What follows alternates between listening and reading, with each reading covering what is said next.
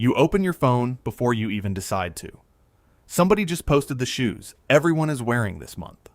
Somebody else just started the diet everyone is doing. Somebody else just quit their job to do the thing. Everyone online says will make you free. You feel it too, that quiet pull to join in. But the real answer for why some people never feel that pull is far stranger than willpower or rebellion. It has nothing to do with confidence in the way you think of it.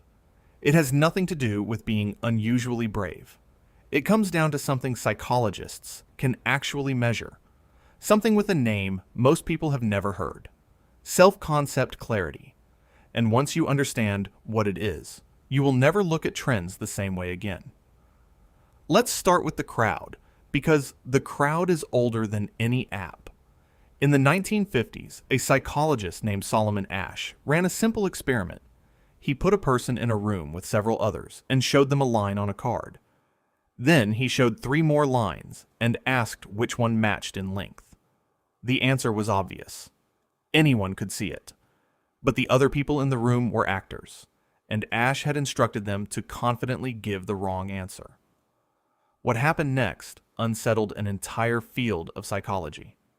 About 3/4 of real participants went along with the wrong answer at least once. Not because they were foolish, not because they couldn't see the line correctly. They caved because disagreeing with the group felt unbearable. Your brain is still running that exact program today, except now the room never closes. The card never gets put away. The group is always there, glowing in your pocket, whispering what the correct line looks like this week. So why do some people walk straight past this pressure without flinching? Psychologist Jennifer Campbell spent years studying a trait she eventually named self-concept clarity. It is exactly what it sounds like: a clear, stable, confidently held sense of who you are. Not a mood, not a phase, a structure. People high in self-concept clarity can describe their values without hesitation. They know what they like and why. They know what matters to them, even when nobody is watching or grading the answer. And Campbell's research found something remarkable. People low in this trait were far more likely to change their opinions, their preferences, even their reported personality, based on who was in the room with them. Think about what that means. 2 people can stand in front of the exact same trend. The same shoes, the same diet, the same overnight political opinion. One person absorbs it instantly, like water into dry soil. The other barely notices it passed by. The difference was never willpower. It was architecture. One of them has a self built like a house with a foundation.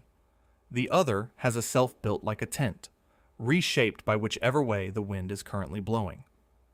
And it isn't just opinions that shift. Campbell's studies found that people low in self-concept clarity showed more contradictory answers when asked about their own personality on different days. Ask them if they're outgoing on a Monday, and they'll agree.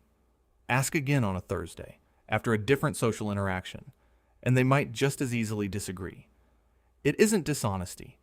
It's that there was never a fixed internal answer to return to. The self was being written in real time, based on whatever feedback had arrived most recently. People high in clarity, by contrast, answered almost identically, no matter the day, no matter the mood, no matter who they'd just spoken to. Their sense of self wasn't a live broadcast. It was an archive. Here's where it gets stranger.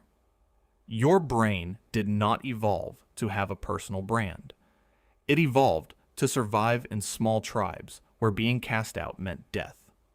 Psychologist Mark Leary proposed something called sociometer theory.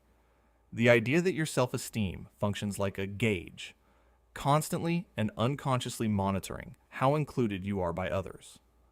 When the gauge drops, you feel anxious, even if you can't say why. Historically, this kept humans bonded to their group.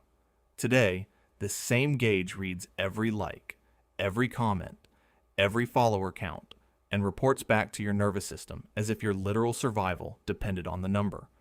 This is why disagreeing with a trend can feel oddly dangerous. even when nothing bad could possibly happen. Some ancient part of your brain believes it could. Leary's research went further than just naming the feeling. In a series of studies, he found that people's self-esteem rose and fell in near real time with cues of social inclusion or exclusion, often before the person could consciously explain why their mood had shifted. A brief cold response from a stranger. A message left unanswered a little too long. A group photo you weren't included in. None of these things threaten your actual survival.